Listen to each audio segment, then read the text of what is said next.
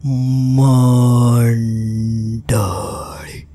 तुमचा पुन्हा एकदा मालवणी बोको या यूट्यूब चॅनलवर स्वागत असा। मित्रांनो, या आधीच्या व्हिडिओत मी भेंडकोलमधली एक सत्य घटना सांगितलं होतं। तुम्ही ती सगळ्यांनी ऐकलं असालच, पण आपल्या अजून एक सबस्क्रायबरांनी भेंडकोलमध्ये चिलेलो एक सत्य अनुभव आपल्याक पाठवलेलो असा। ऋग्वेद अभय कोल्हटकर असं या त्यांचं नाव हा। आता नाव घेताना जरा चुकलं असत तर माफ करा। तर यांनी आपल्यासाठी हो सत्य अनुभव पाठवलेलो असा। तुमच्याकडे सुद्धा असले सत्य अनुभव असतील तर ते तुम्ही माका नक्की पाठवा, म्हणजे मी त्यावर असे व्हिडिओ बनवीन।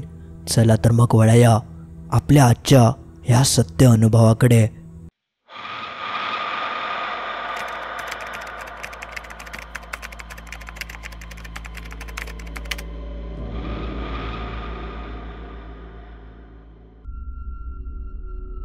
माझं नाव ऋग्वेद। आज मी माझ्या आणि माझ्या आईसोबत घडलेलो एक सत्य अनुभव तुमका सांगणार असं।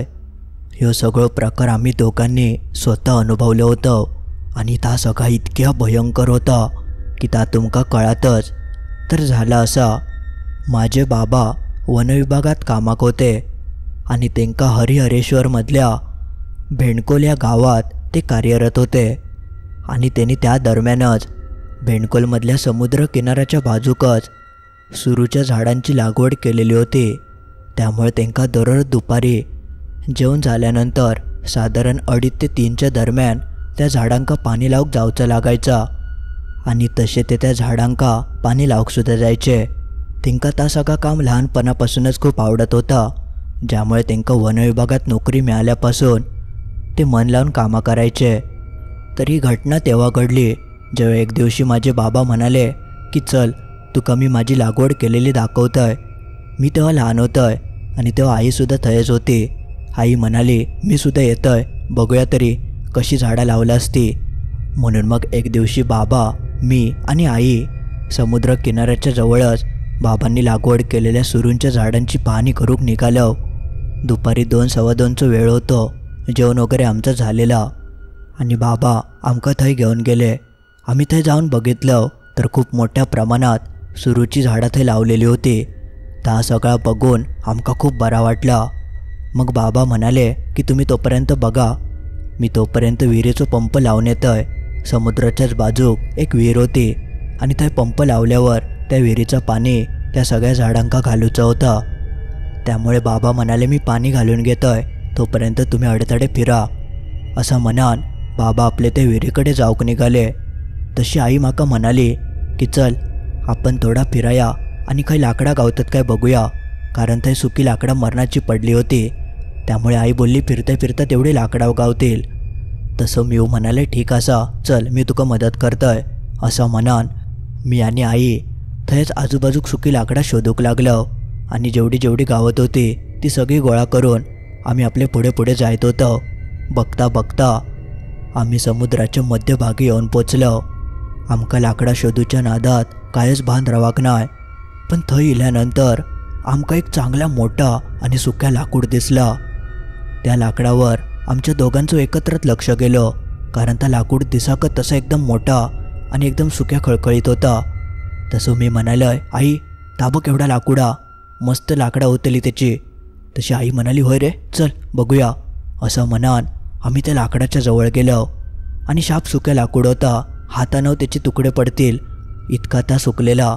म्हणून आई आपली बघूक गेली। पण जसे आम्ही दोघवले त्या लाकडात जाऊन हात लावून बघतो तेव्हा आमच्या कानावर एक आवाज इलो आणि तो आवाज कोणच्या तरी किंचाळण्याचं होतं। माकाव तो आवाज इलो आणि आईका आवाज इलो। तो आवाज ऐकान दोघवली जरा आम्ही घाबरलो। तो आवाज कोणचा आणि खैसून येता ता का आमका समजत नाही होता, पण एवढ्या भर दुपारी इतके लांब लांबसून किंचाळण्याचे ते आवाज ऐकान आमच्या दोघांची हिंमतच होऊक नाही की एकमेकाक सांगायचा की हे आवाज कोणचे येतात। आई काय माका बोलाक नाही आणि मी आई काय बोलाक नाही, पण तो आवाज लाकडाच्या जवळ गेल्यावरच चिलो होतो। त्यामुळे मी एवढाच ऐक म्हणालोय आई लाकूड खूप मोठा दिसता, चल आपण हसून जाऊया। कारण तो आवाज ऐकानच मी समजलेलं आहे की काहीतरी हा विचित्र प्रकार असा, कारण तो साधं सुद्धा आवाज नाही होतो, चित्रविचित्र किंचाळण्याचे ते आवाज होते आणि आयू घाबरलेली असल्यामुळे आयू काही जास्त बोलली नाही. ती म्हणाली, होय होय, ह्या एवढा मोठा लाकूड आपल्याक नेऊक नाही जमाचा, चल आपण जाऊया. असं म्हणान आम्ही त्यानंतर अजिबात ते थांबाक नाही. तसं आम्ही परत मागे फिरलो आणि जी काय आमच्याकडे लाकडं होती, म्हणजे जी काय आम्ही गोळा करत नेलं होतं ती लाकडं आम्ही थयच टाकलं. इतके आम्ही त्यावेळी घाबरलेलो. म्हणजे ता सगळा वातावरणच काय तर वेगळा होता. भर दुपारच्या वेळी असो काय प्रकार घडत ह्याचं आम्ही दोघांनी विचार करूक नाही होतं. पण त्या सगळ्यानंतर आम्ही तसेच मागे फिरलो आणि बाबांच्या दिशेने येऊक लागलो. 10-1 मिनिटातच आम्ही थै येऊन पोचलो. तेव्हा बाबा आपले सगळ्या झाडांका पाणी घालत होते आणि आमच्याकडे दोघांच्या चेहऱ्यावर चांगलेच 12 वाजलेले. थैल्यानंतर आम्ही घटाघटा आधी पाणी पिलं. बाबा बघत होते. तिंका वाटला की पिरान दमल्यामुळे पाणी पिलं असतलं, त्यामुळे त्यांनी काय विचारूक नाही ना. आम्ही त्यांका काय सांगितलं म्हणजे आयू तेव्हा काय बोलाक नाही आणि मीव काय बोललंय नाही, कारण अजून आम्ही त्याच ठिकाणी होतो. मग त्यानंतर तासभर आम्ही गप्पच होतो. बाबांनी सगळ्या झाडांका पाणी वगैरे घातल्याने आणि 3:30-4:45च्या दरम्यान आम्ही तैसून घराकडे जाऊक निघालो. पण त्या सगळ्या प्रसंगापासून मी आणि आई एकदम मिठाची चूळ घेऊनच बसल्यासारखे होतं. कायच बोलाक नाही आणि आमचं तो अबोलो बाबांका सुद्धा विचित्र वाटलं. ते अधूनमधून आमका विचारत होते की काय झालं, पण आम्ही काय सांगाक नाही. शेवटी मग जेव्हा आम्ही घराकडे येलो तेव्हा मी जरा सुटकेचं श्वास सोडलंय आणि बाबांका सगळं प्रकार सांगितलंय, कारण तेव्हा माका माहिती नाही होतं की आईनं त्या सगळं अनुभवल्या ना. पण जेव्हा मी तो सगळं किंचळण्याचं वगैरे विषय सांगितलंय तेव्हा आईसुद्धा माका म्हणाली की माकाव तो आवाज येलो, पण तू घाबरशील म्हणून मी तुका काय बोलाक नाही. ता सगळं ऐकन आमच्या घरचे चांगलेच हातारले. म्हणजे आजीसुद्धा थंय होती. तेव्हा आजीन आमका सांगितल्यान की अरे त्या बेंडकोलच्या समुद्राच्या लागानच एक स्मशानभूमी असा, दुपार तिपार थंय कोण जायत नाही. तुम्ही नेमके थंय गेलास कदाचित म्हणूनच ह्यो सगळो प्रकार तुमच्यासोबत घडलो असतलो. परत दुपारचे थंय जाऊ नको. वडिलांका स्मशानाचं माहिती होता आणि त्यांका असे अधूनमधून आवाज येले होते, पण इतके मोठ्या प्रमाणात त्यांका कधी असे आवाज येऊक नाही होते. आमच्यासोबत त्या दुपारी जो काय प्रकार घडलेलो तो खूपच भयंकर होतो. मग त्यानंतर आजीन आमच्या तिघांच्या वरसून नारळ वगैरे ओळून काढल्यान, जेणेकरून थैचा जर काय इला असत तर निघान जावा. आणि ती माझ्या बाबांका म्हणाली की दुपार तिपार थंय एकटं जाऊ नको, 4 बीर नंतर जा, नाहीतर उगाच काहीतरी व्हायचा. त्यामुळे ह्या सगळ्या प्रकारानंतर माझे बाबासुद्धा दुपारच्या थंय जायत नाही होते. पण ह्या सगळ्या प्रकारात मी इतकं घाबरलेलो आहे की माका त्या रात्री तापसुद्धा भरलो. पण नंतर पुढच्या दिवशी माका बरा वाटला. तो ताप मी घाबरल्यामुळे चिलो होतो, बाकी काय कारण नाही होतं. नशिबान तेव्हा काय माका झाला नाही. तर असं काहीसं होतं माका आणि माझ्या आई केलेलो एक सत्य अनुभव. तर मित्रांनो, असं होतं आपल्या सबस्क्रायबरांनी पाठवलेलो त्यांचा एक अनुभव. आता मी तुमका अजून एक आपल्या सबस्क्रायबरांनी पाठवलेलो एक छोटंसं अनुभव सांगतोय. त्यांचं नाव असं भाग्यश्री. त्यांनी अनुभव पाठवल्याने तर झालं असा, माझ्या लहानपणीची गोष्ट, माझ्या आई केलेलो अनुभव असा. एक दिवशी आम्ही गावच्या वाड्यात राहत गेलो होतो. म्हणजे आमच्या गावात आमचं वाडं होतं. थंय आजी आजोबा असे बरेच जण राहून गेले होते. पण आता मात्र ते कोण राहत नाही होता. आणि नुकत्याच काही महिन्यांपूर्वी आमच्या आजीचं त्याच वाड्यात अपघाती मृत्यू झालं होतं. तेव्हापासून तो वाडं तसं रिकामीच. पण आम्ही सुट्टीच्या दिवसांमध्ये ते कधीकधी रावाक जायचो.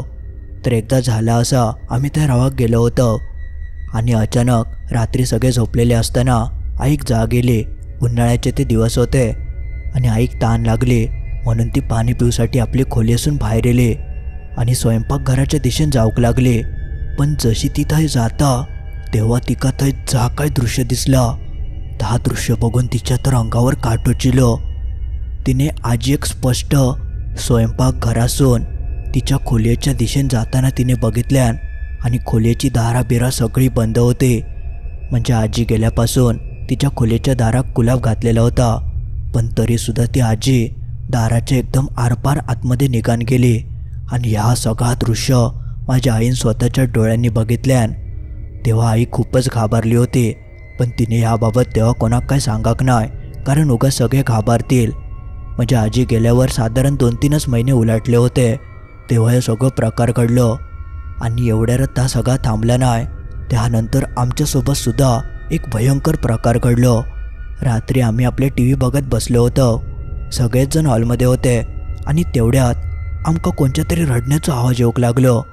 म्हणजे एक म्हातारी बाई कशी रडता तसं तो आवाज होतो. आमका पहिल्यांदा समजाक नाही, पण तो आवाज येता तसं आम्ही टी व्हीचा आवाज कमी केला.